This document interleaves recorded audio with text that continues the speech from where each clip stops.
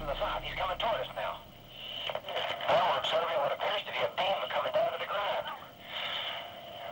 It's unreal. I tried to stop myself from looking at it. I had no control over my body. It engulfed me. It was known to me at that time that the Ministry of Defence were monitoring what was occurring in the fields in this area. A small number of these UFO sightings may well relate to extraterrestrial activity.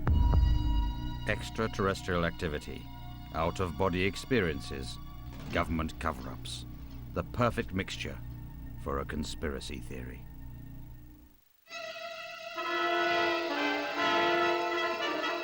The world first got hysterical about UFOs after the events of the 24th of June, 1947. On a routine flight over Washington state, pilot Kenneth Arnold encountered 9 saucer-shaped objects which appeared out of the clouds and flew directly towards him. As reported in local newspapers, Arnold described how these flying saucers zigzagged in and out of formation before flying off at an incredible speed. Although Arnold couldn't identify what he saw, the encounter confirmed that there are things in the sky which cannot be explained. People have been seeing UFOs as far back as recorded time. Look at the Middle Ages, for instance. People were seeing things in the sky that they couldn't explain then, but they didn't see them as flying saucers or spaceships. In the 14th and 15th centuries, they interpreted them as flaming swords and shields because they didn't have a spaceship frame of reference to go into. Until 1947, people's sightings of mysterious flying objects were explained as airships, experimental planes and weather balloons. But Kenneth Arnold's saucers changed everything. Since the Second World War, the Ministry of Defence has repeatedly denied the existence of UFOs.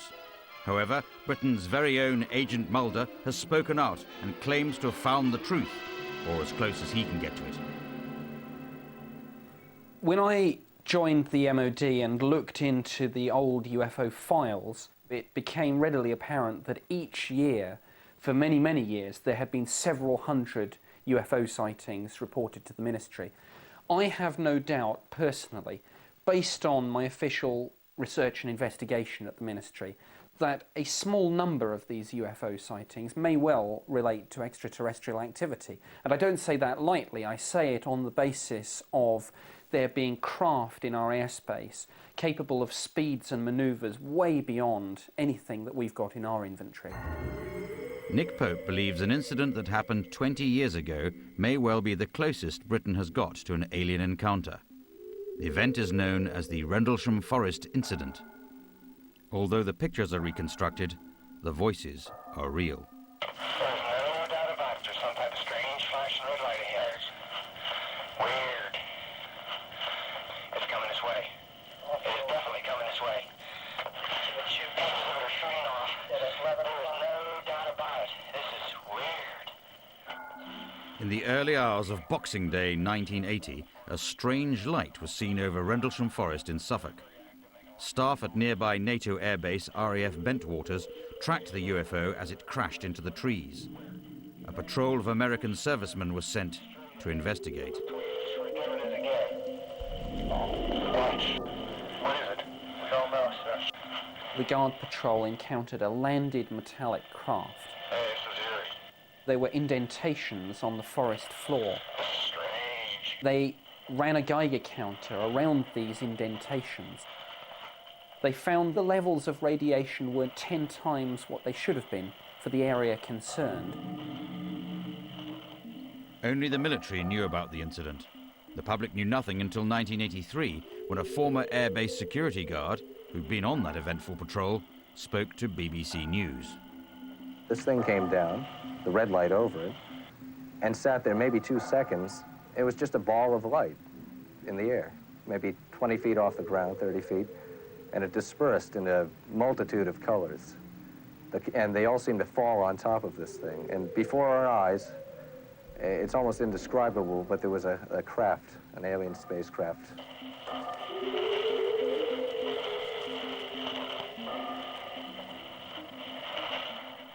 Some people saw lights in the sky, some people saw something very much more involved than that, a landed craft. Now, I have no doubt that this is an absolutely extraordinary case, and really, so far as the evidence in Britain is concerned, poses the strongest case yet for there being an extraterrestrial explanation for the UFO phenomenon. However, the Ministry of Defence takes a different line. It states the incident posed no significant threat and was therefore not worth investigating. But this still doesn't tell us what actually happened. Theories range from NATO manoeuvres to Martian intruders. UFO researcher Jenny Randalls has spent 20 years investigating the case. She believes she has uncovered the truth about that night. The Rendlesham Forest case is undoubtedly the most complex UFO investigation that I have ever been involved in. It's the most notorious and talked about incident in Britain. After World War II, a lot of covert radar-based experiments were set up here. During the 1970s, we know that they were some sort of an attempted experiment to perfect a super powerful radar system which sends very powerful beams of energy right out into space and bounces them back off the ionosphere. Unfortunately, what was discovered as a side effect of that kind of research was that these beams caused odd things to happen in the atmosphere. They caused the atmosphere to glow because they created plasma effects in and around them. They created all kinds of severe physiological effects on people who got too close to them. Weird. The odds are pretty high that one of these experiments was underway at the time when this particular incident occurred, and these people just happened to get trapped within the energy field. I suspect a degree of cover-up was mounted to try and obscure the uncomfortable consequences of admitting the kind of research that was going on there. So the book on Britain's closest encounter of the third kind remains well and truly closed.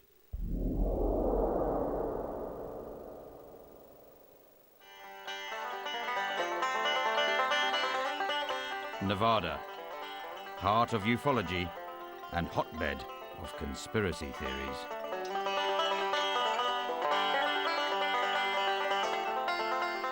Groom Lake, 80 miles northwest of Las Vegas.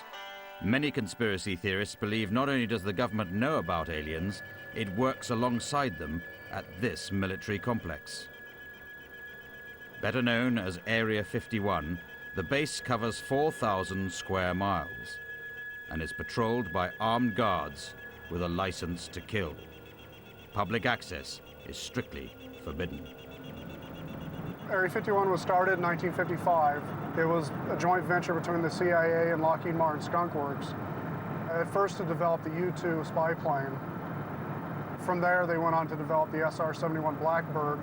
And what they needed was a secure location out in the middle of the wilderness, which Area 51 was ideal. It's out in the middle of the desert with hardly nothing around it.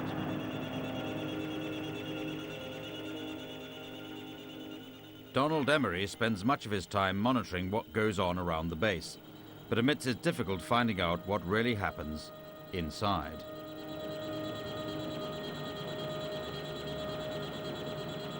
It actually took them 40 years to actually claim that there was a site out there. It was 1995 when they actually said that there's an operating facility near Groom Lake. And of course, for now, that's the only thing they've ever said. In 1996, a man spoke to the BBC who claims to have worked inside Area 51. Better still, he claims to have been inside an alien craft. The emotions, the feeling that I felt inside when I first entered the craft are quite different from what you'd expect. It's a very ominous feeling, a feeling as if you shouldn't be there. I know that sounds kind of corny, but that is truly how I felt. Electronics engineer Bob Lazar told the BBC he'd joined a highly secretive team whose job it was to duplicate and remake the engines of alien craft stored at Area 51. The propulsion system is quite exotic. It's a gravity propulsion system. There's no propeller, there's no jet exhaust, there's no obvious mode of propulsion. The first time I saw the disc fly, it lifted virtually silently off the ground. We're looking at something about 52 feet in diameter, just hovering silently in the air. It drifted over to the left, to the right, and then set back down. Pretty uneventful test, but it was quite impressive. Lazar claimed that he worked not only Area 51, he said he was transferred to another location south of Area 51 called S4. And he said inside the mountain there, which is totally concealed, that's actually where they back engineer alien spacecraft. Supposedly there's alien bodies there. Now, I'm not, again, going to discredit that claim because I can't prove that it's not true. But to what we've come up with, our research done, it merely looks like an advanced aircraft design and energy weapon test facility. No aliens, UFOs. It's no wonder that UFO conspiracies thrive around military bases. The ingredients are all there. High levels of secrecy, advanced weapon testing, energy pulses in the sky. But when there's talk of alien activity in the innocent countryside, rational explanations aren't quite so easy to come by.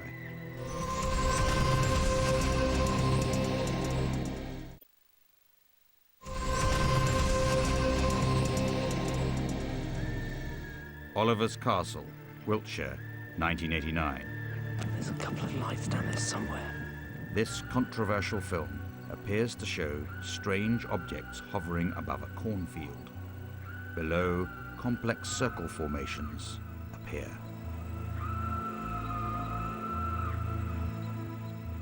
Retired electrical engineer Colin Andrews is now a self-styled crop circle investigator.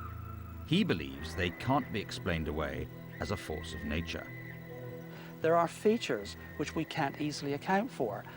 Plants that are changed at the cellular anatomic level, bent where they shouldn't be bent, plants that are subtle when they shouldn't be, plants that bend and should break but do not. Colin Andrews first came across these strange shapes in 1983. I was driving between offices in Andover and Hampshire across to Petersfield. I glanced to my left and saw these circles, perfect circles, in a field of wheat. He soon discovered there were many more.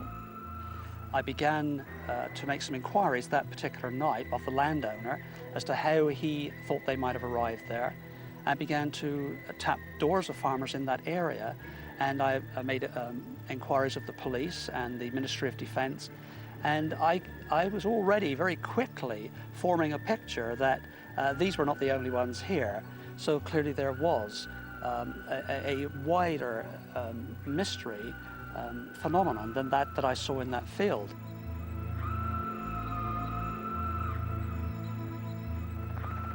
Circle spotters from around the world flock to Wiltshire every summer, hoping to unravel the mystery.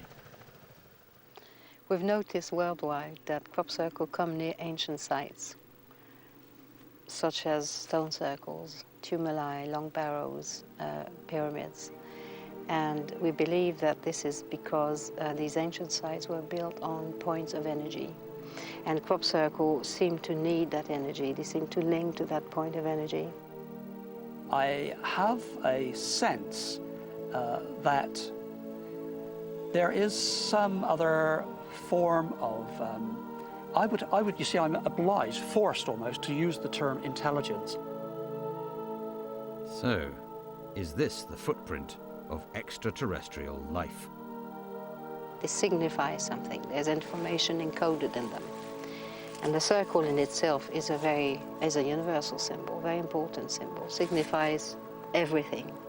So have intelligent life forms travelled millions of miles to trample on corn?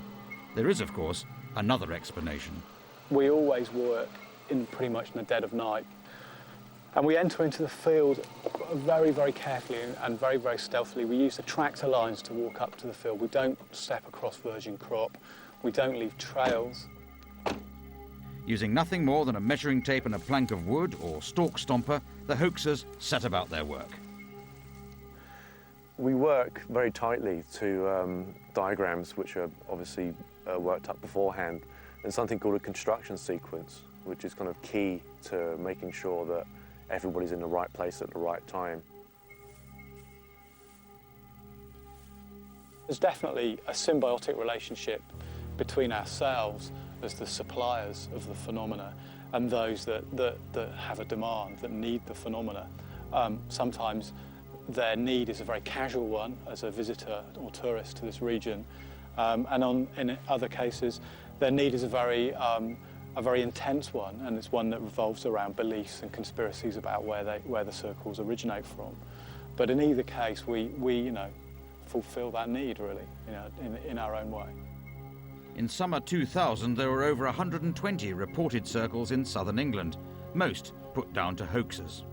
I think what we're looking at is approximately 80% or so of the patterns that are appearing around the English countryside are man-made.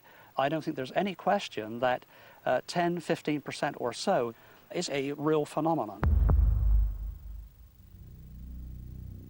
But, as the conspiracy theorist would have us believe, not only are aliens leaving evidence in our crops, they're also leaving their mark on our animals. In September 1967, something strange happened on a ranch in Colorado. It was the start of one of the most sinister mysteries in modern ufology, a phenomenon that seemed to defy all rational explanation. In a report to a local newspaper, farmer Burl Lewis described how one of his prize horses, Snippy, had been found dead and mutilated. The flesh had been stripped from her neck with such precision that it looked like a surgeon had done it. And there was another strange twist. Snippy's tracks seemed to stop 100 feet short of where she finally lay. Intrigued by the mystery, investigative reporter Linda Moulton Howe has spent the past 20 years trying to find out who is responsible for these disturbing animal deaths. I have talked with ranchers where they've had mutilations. They know what predation is. They know what disease is. And in some cases, they've had satanic cults take animals and plunge knives into them. This is not like this. These are all so neat and so pristine and so perfect, and that's what spooks people. Within 1 month of the very first phone calls, conversations with sheriffs, with ranchers, fellow journalists who had been in the story, what I was hearing was, I won't talk to you in front of the camera, but this is what I know. They confirm, at least from their firsthand knowledge point of view, that the government of the United States has known since the mid-1950s that what they call extraterrestrial biological entities are interacting with our planet, and that the unusual deaths are the target of this non-human intelligence. And so a scenario common to all conspiracy theories pops up. People claim that the governments, the American government in particular, turn a blind eye to what's going on out in the prairies. This is possibly the conspiracy theory taken to its highest degree, because there's no evidence whatsoever at all for this. Yet again, it allows people to look at the authority figure, the government, and to say, you know what's going on, but you won't tell us. Which is exactly what people who have had extraterrestrial experiences usually claim. Ordinary people are having interaction with these beings who are not from here. There are thousands all over the world. Diane and Peter Shepard's story is similar to hundreds of reported alien encounters around the world. On a summer's night in 1975, they were driving down a country road near Northampton. A red ball of light appeared in the sky above them. They immediately pulled the car to the side of the road. Diane claims to have gone into instant paralysis and remembers little of the encounter. Peter claims the lights appeared to communicate directly to him for more than 40 minutes. This was it was an object, but I mean, it was alive. It was alive. This was a being, even though to me it appeared to be a ball of light. Or at first it was. But then when it engulfed me, it knew everything about me. everything about me. There were no secrets. He knew everything about everything. I respect the views of people who argue that they've seen evidence that persuades them that UFOs exist, and I agree with them. UFOs, in the strict definition of the term, do exist. Where I disagree with them is interpreting that evidence as proof that there are aliens in spaceships flying here. Unfortunately, the reality of UFO investigation is that you discover that an experience that a witness has depends upon so many different things. There is an initial stimulus. They've certainly seen something which has caused them to have some kind of sighting. But that is then filtered through human perception, human expectation. There's no doubt that Diane and Peter passionately believe they had a UFO experience. They're equally adamant the government investigated their case. We're just an ordinary couple. We're just an ordinary couple. We're not paranoid or anything. We've had gentlemen from the intelligence services contact us. Of course, we don't tell them nothing. We never have. Because they already know. We've kept everything confident about other They already people. know. There was an arm of the establishment which knows.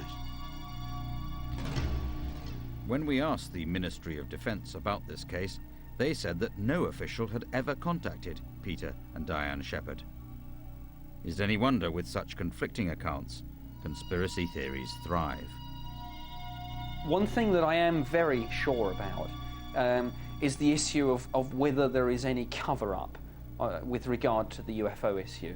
And I can say, as somebody who has now been a civil servant in the Ministry of Defence for 15 years, 3 years of which were actually spent on the UFO desk, handling this data day by day, there is no cover-up, there is no conspiracy.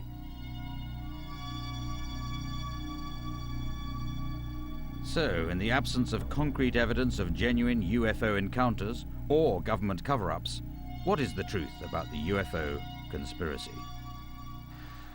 I think the modern belief in ufology has arisen because we live in a post-industrial age, we live in a post-religious age, we live in a post-nuclear age, and people are desperate for something to believe in, some form of divine intervention, if you like, something other than what's going on Earth. And the subject of UFOs, extraterrestrials, life on other planets, and so on, gives people that hope. It gives them the hope that there is something out there that is bigger and more than we have here on Earth. It's worth noting that for more than 40 years, scientists have been beaming messages out into the galaxy in the hope of attracting an intelligent answer. As yet, no one has picked up the phone.